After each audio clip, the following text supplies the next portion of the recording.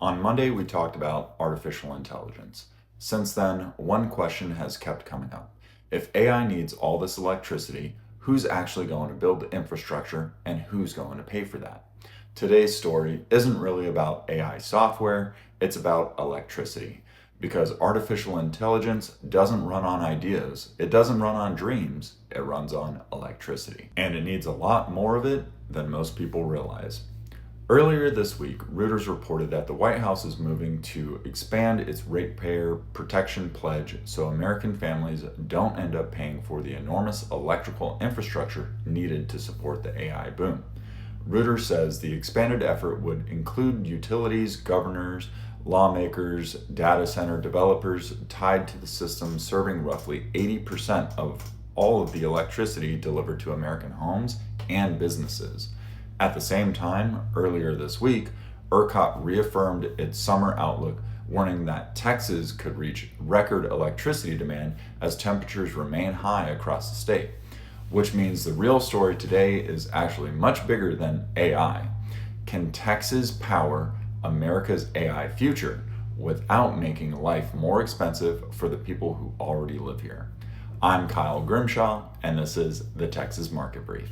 Good morning, everyone, and welcome back. I'm Kyle Grimshaw with the Grimshaw Home Group. Today is Friday, July 24th, 2026. If you're new here, this isn't a channel that just reacts to headlines. We connect the dots. Politics, business, real estate, technology, and economics. Because sooner or later, they all show up in the same place. Your monthly bills, your housing costs, your investment decisions, and your local economy. And today, all of those dots lead back to one thing: electricity. Let's get started. On Monday, we talked about the growing cost of artificial intelligence. Over the past few days, that story has become even more specific. The White House Ratepayer Protection Pledge is built around a simple idea.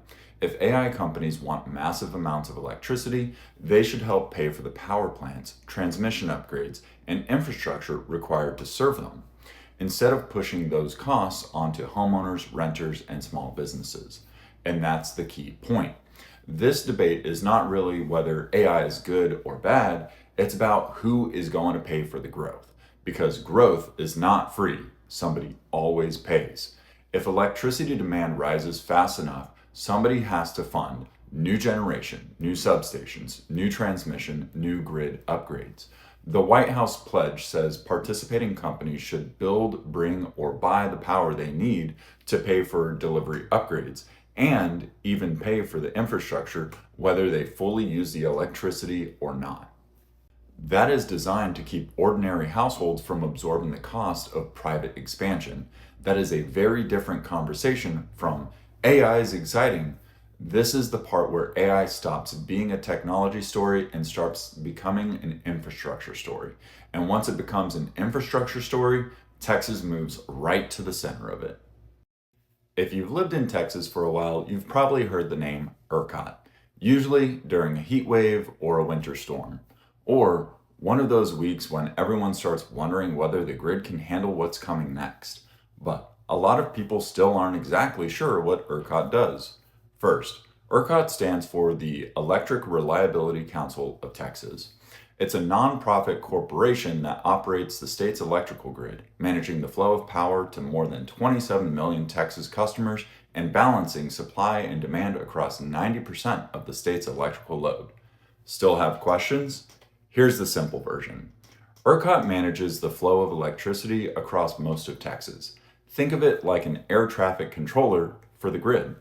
It does not own the power plants. It does not own the power lines. Its job is not to create electricity. Its job is to make sure the right amount of electricity is available at the right time, so the system stays balanced. And it has to do that in real time, every second of every day. And when millions of Texans crank up the air conditioning, ERCOT has to make sure enough electricity is available to keep the system stable. And that job gets harder as the state grows, because Texas isn't just adding rooftops anymore. We're adding factories, industrial facilities, advanced manufacturing, large load users, and data centers that can consume enormous amounts of electricity. Earlier this week, ERCOT reaffirmed that expected large load growth continues to accelerate and warned that the grid could surpass its current all-time summer demand record.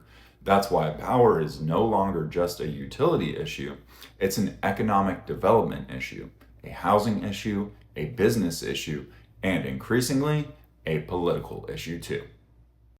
When most people hear the phrase AI, they think about software. They think about ChatGPT, NVIDIA, OpenAI, Microsoft, cloud computing, but AI doesn't work without electricity. And according to the US Energy Information Administration, natural gas remains America's largest source of utility scale electric generation, producing roughly 41% of the nation's electricity. That matters because if AI demand keeps climbing, then this story is not only about chips and models, it's also about power plants, pipelines, utilities, transmission builders, and the companies supplying the fuel that keeps the system running. So, if you're watching markets, this is why investors eventually start looking beyond flashy AI names, because sometimes the biggest opportunity isn't the software, it's everything the software depends on. Now, let me be very clear. This is not a stock recommendation, it's not financial advice. It's simply a reminder that when a new economic wave shows up, the winners are not always the companies receiving the most attention. Sometimes, the winners are the companies doing the quiet, expensive, unglamorous work that makes the entire thing possible. One reason so many companies are looking at Texas is because Texas offers a combination that is hard to match: land, scale, a business friendly environment, an experienced energy workforce, and multiple ways to generate power.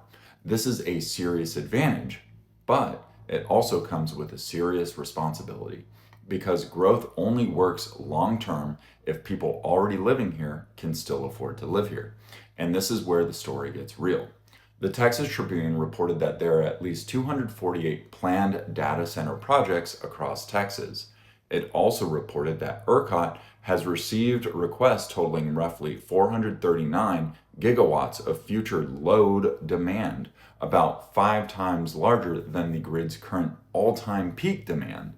That doesn't mean all of those projects will be built though, but it tells you how large the demand pipeline is becoming. And when communities hear numbers like that, they start asking reasonable questions. Will this raise my power bill? Will this strain water resources? Will roads, housing, and local services keep up? Will the economic upside stay local, or will the cost stay local while the profits go somewhere else? Those are not anti-growth questions, those are responsible questions.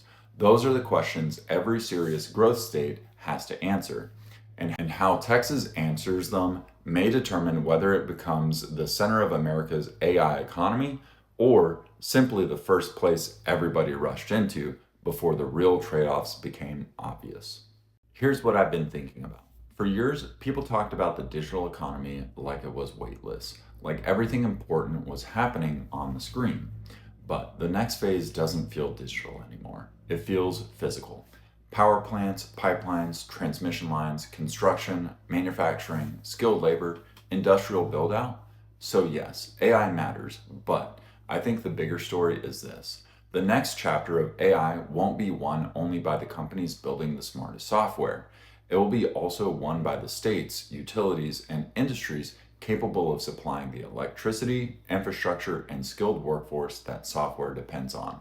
And if Texas can grow that infrastructure responsibly, without crushing affordability, without destabilizing the grid, and without making ordinary families pay for private expansion, then Texas could become one of the biggest winners of the next decade. That's the opportunity, and it's also the challenge. I'd love to hear your thoughts. Artificial intelligence is expected to dramatically increase America's demand for electricity over the next decade. If you were responsible for America's energy future, which source would you invest in the most and why? Natural gas, nuclear, solar, wind, hydroelectric, geothermal, or something else? Leave your answer in the comments and tell me why you chose it. If you enjoyed today's episode, make sure to subscribe. And if you know someone who's interested in business, real estate, technology, or the future of Texas, share this episode with them. I'm Kyle Grimshaw with the Grimshaw Home Group. Thank you for watching another episode of the Texas Market Brief. And if there's one thing we've learned over the last couple of episodes, it's that the future isn't built on the headlines, it's built on infrastructure. I hope everyone has a great weekend. Until next time, stay informed, stay curious, and remember, the best decisions are made by the people who understand where the world is headed.